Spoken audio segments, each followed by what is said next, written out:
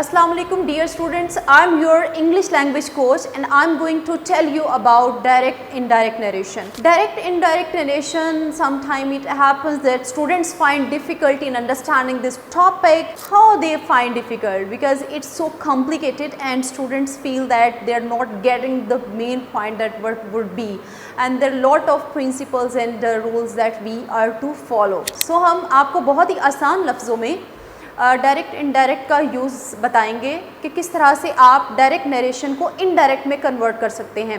लेकिन उससे पहले डायरेक्ट इनडायरेक्ट नरेशन होती क्या है ये सबसे पहले मालूम करते हैं। डायरेक्ट नरेशन और इनडायरेक्ट नरेशन में फ़र्क क्या है। जब हम एक पर्सन की बात तीसरे पर्सन तक पहुंचा रहे होते हैं तो दो तरीके से वो बात पहुंचाई जा सकती है। एक तो ये कि जिस तरह से वो किसी ने बात कही उसी तरह से थर्ड पर्सन को वो बात बता दी जाए, एक तरीका ये है। और दूसरा तरीका ये है कि उसमें थोड़ा बहुत रद्दो बदल करके पहुंचाई जाए। जो पहला तरीका है कि जिस तरह से बात की गई है उसी तरह से थर्ड पर्सन को बता दी जाए, that is called direct narration. और दूसरी जो कि रद्दो बदल के बाद बताई जाती है, that is called indirect narration. So एक एग्जांपल से हम समझ लेते हैं इसको। Uzna said to me I have eaten apple. Uzna said to me I have eaten apple. You're watching.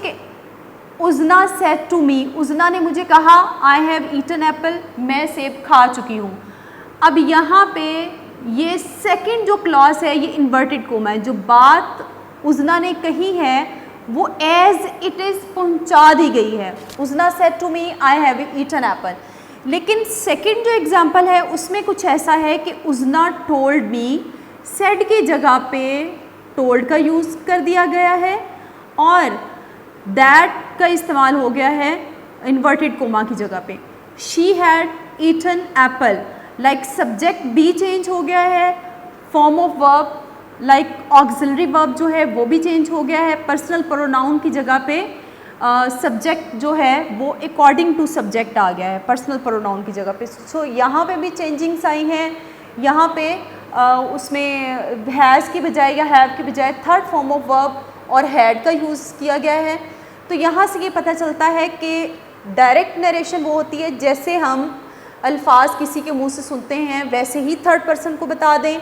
On the other hand indirect narration में हमें कुछ रद्दो बदल करना पड़ता है। अब हम बात करते हैं कि इन्वर्टेड कोमास और बग़ैर इन्वर्टेड कोमास के स्पीचेस जो होती हैं उनको हम क्या कहते हैं। अब अगर हम यहाँ पे ये एग्जांपल लेते हैं, Uzna said to me, this report is called Uzna said to me. This is without inverted comma. यहाँ पे इन्वर्टेड कोमास नहीं है, ये इन्वर्टेड कोमास के बाहर है।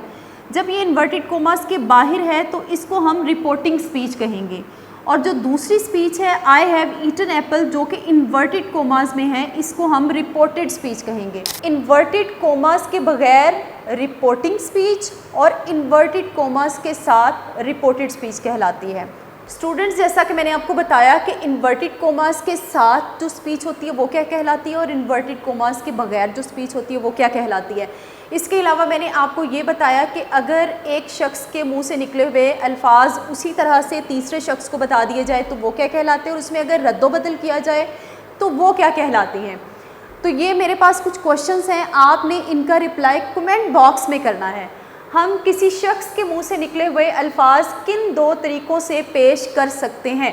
नेक्स्ट क्वेश्चन है कि इन्वर्टेड कोमास के साथ नरेशन क्या कहलाती है। थर्ड क्वेश्चन है कि इन्वर्टेड कोमास के बगैर नरेशन क्या कहलाती है।